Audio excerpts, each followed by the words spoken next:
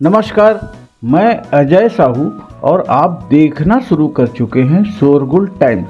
कहानी सीक्रेट अमीरजादा के इस एपिसोड में जब अहान नीचे वाले डेक पर किसी को ढूंढने आता है तब उसे एक लड़की झलक सेड्यूस करने की कोशिश करती है। जब अहान उसे भाव नहीं देता तब झलक उसे परेशान करती है, पर गीत अहान को इनोसेंट प्रूव कर देती है। इस वक्त दो लोग अहान के बारे में बात कर रहे होते हैं। एक लंबी शांति के बाद एक आदमी ने कहा, तुम्हें पूरा यकीन है कि यह वही है? हाँ, मुझे पूरा यकीन है। हमारे आदमी ने पता लगाया है, यह राजादा फैमिली का नाजायज बेटा है।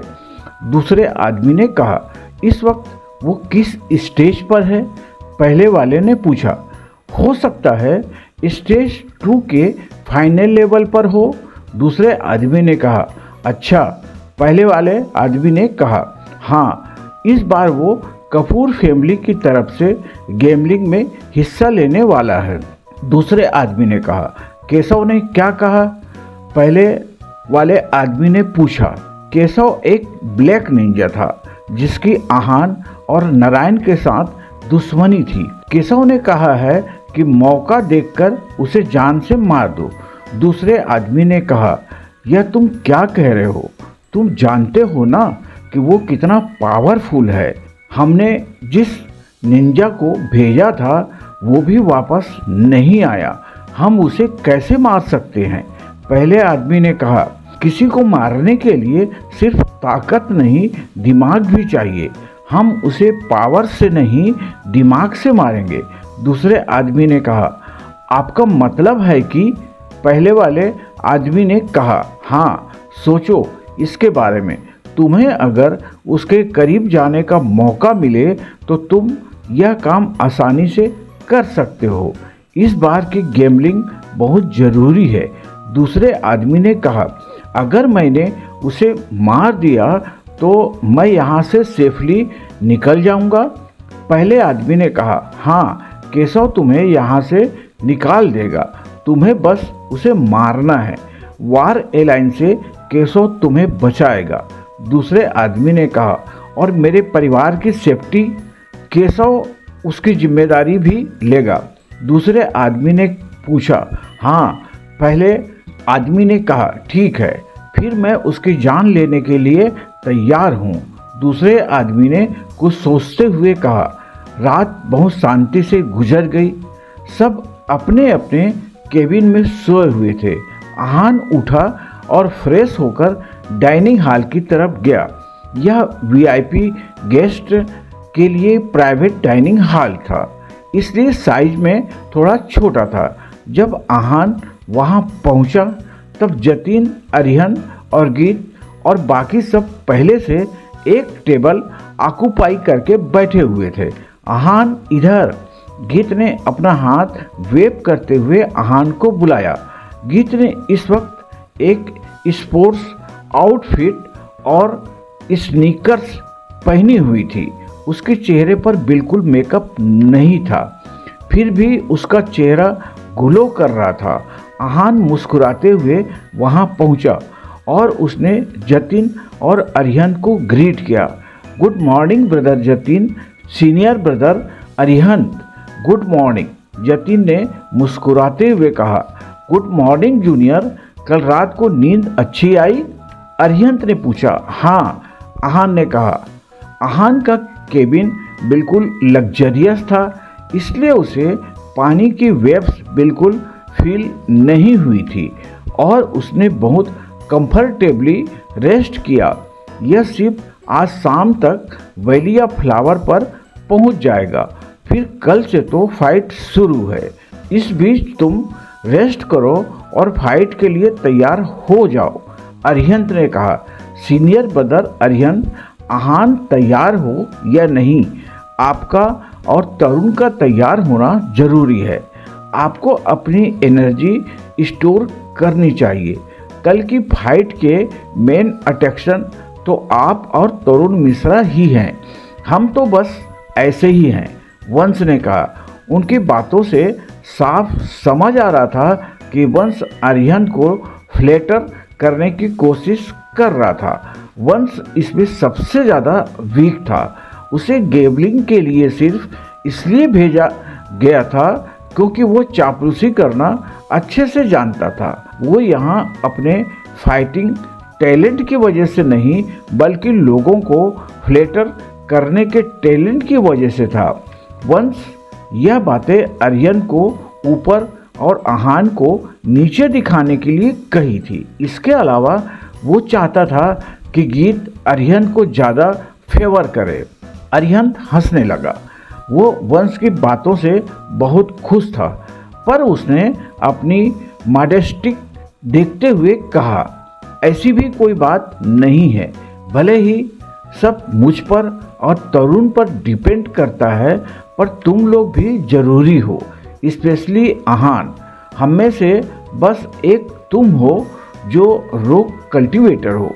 तुम्हें अपने आप को प्रूव करने का अच्छा मौका मिल रहा है। अरिहंत ने कहा, अगर तुमने अच्छे से फाइट किया तो तुम्हारी बहुत वाहवाही होगी और ब्लैक निंजास में भी तुम्हारा नाम हो जाएगा। पर अगर ऐसा नहीं हुआ तो फिर बोलते बोलते अरिहंत रुक गया।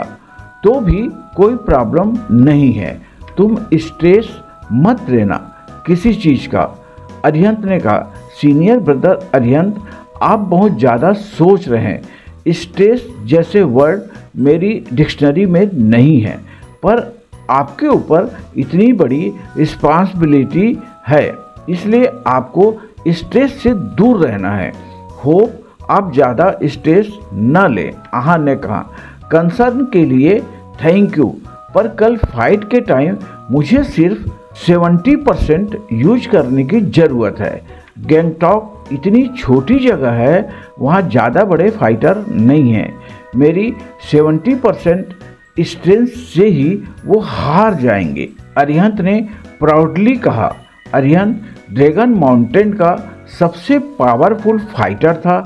उसे इस बात का बहुत घमंड था। उसे अपने स्किल शो अप करने और दूसरों को नीचे दिखाने का बहुत शौक था। वो इस फाइट में हिस्सा लेने सिर्फ गीत की वजह से आया था। वो गीत का बहुत बड़ा फैन था और जब कपूर फैमिली ने उसे इनवाइट किया तो वो मना नहीं कर पाया। इसके बाद आहान ने कुछ नहीं बोला। अरिहंत के मास्टर की वजह से उसने अरिहंत का अच्छा इम्प्रेशन बनाया था, पर जब वो भी नहीं रहा था, उसकी नज़र में अब अरिहंत सिर्फ एक सेल्फ अपसेटेड इंसान था। ड्रैगन माउंटेन के मास्टर ने अपनी गुडविल अपने बलबूते पर बनाई थी, पर अरिहंत उस लिगेसी को फॉलो करके अपने आप को बहुत बड़ा समझ रहा था। आहान को अरिहंत की बातों से अनकंफर्टेबल देखकर जतिन ने कहा, अरिहंत, भले ही तुम बहुत पावरफुल हो, तुम्हें सामने वाले को कमज़ोर नहीं समझना चाहिए। गैंगटॉक चैम्बर ऑफ कॉमर्स भी कुछ कम नहीं है। इस बार वो ब्लैक निंजा और स्कोट मैन ला रहे हैं। उन्हें हल्के में लेना सही नहीं होगा।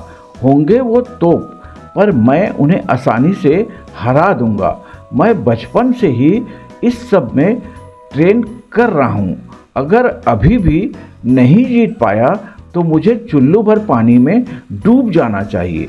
मैं ना ब्लैक निंजा से डरता हूँ और न ही किसी स्कोट मैन से। अरिहंत ने कहा।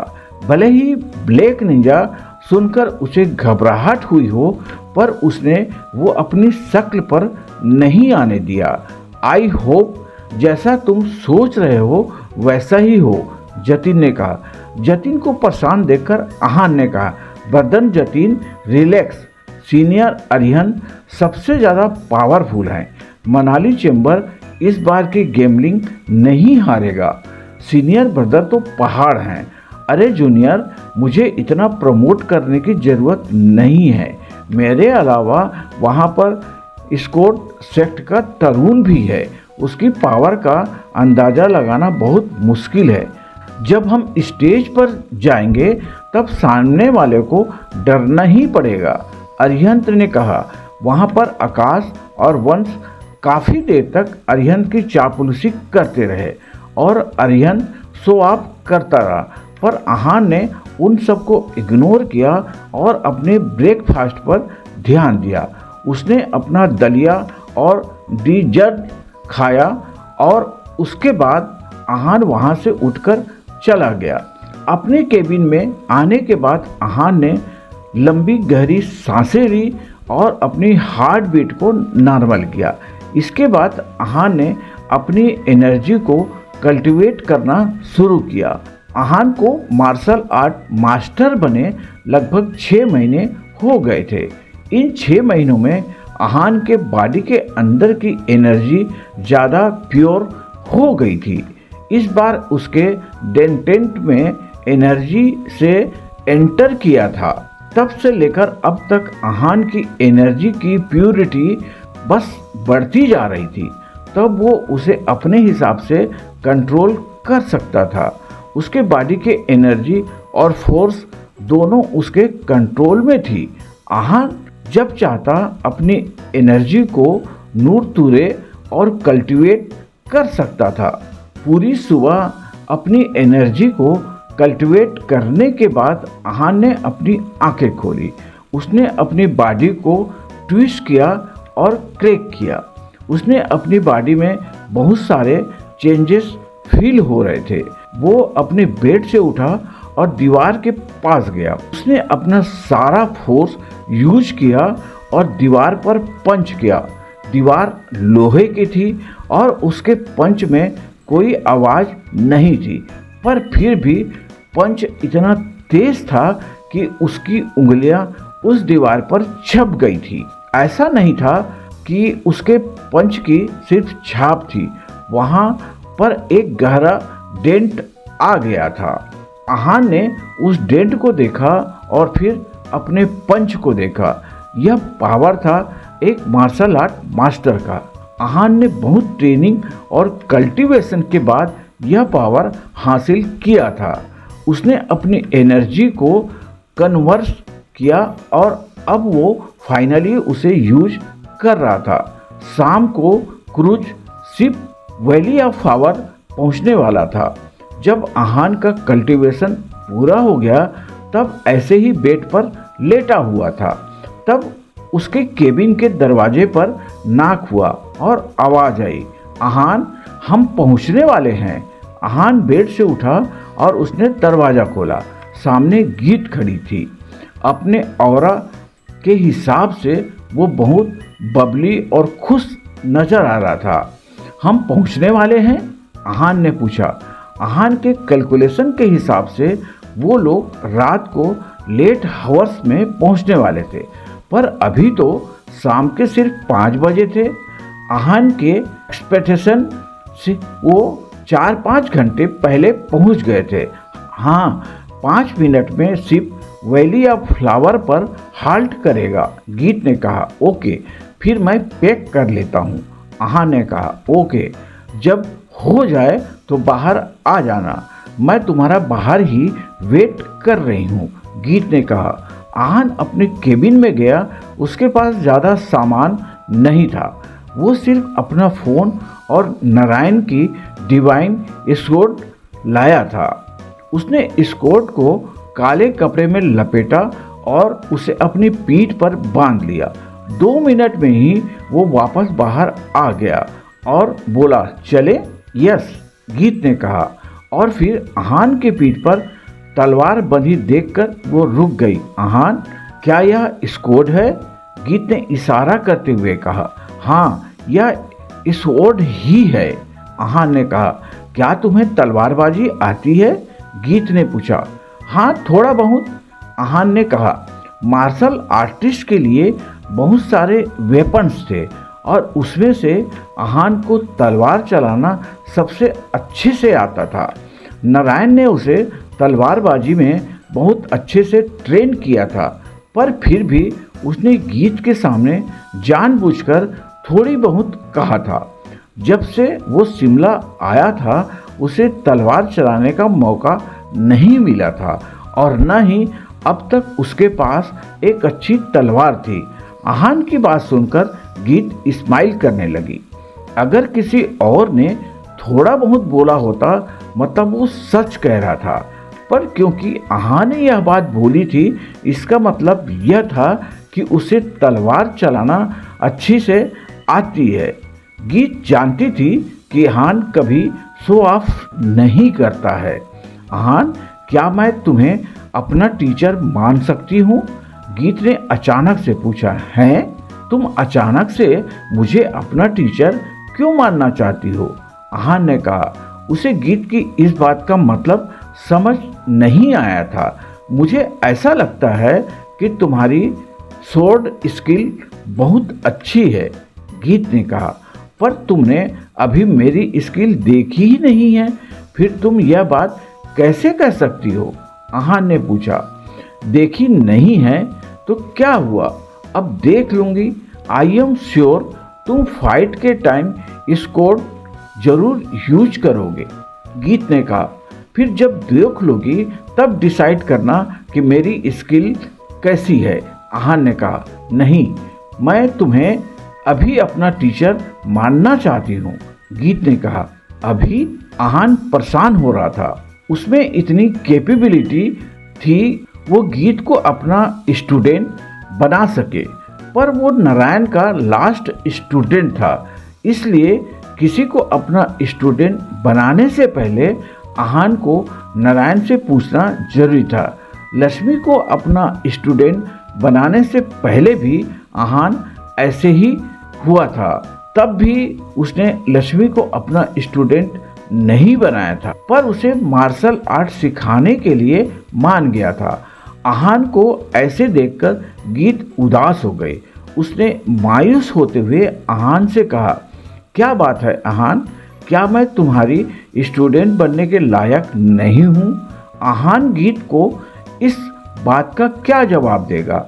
आगे जानने के लिए बने रहिए हमारे चैनल शोरगुल टाइम के साथ। बस इसी के साथ आज का यह एपिसोड समाप्त होता है। इस एपिसोड को आगे बढ़ाते हुए कल फिर मुलाकात होगी। आज के लिए बस इतना ही। अब हमें कल तक के लिए इजाज़त दीजिए। नमस्कार, धन्यवाद।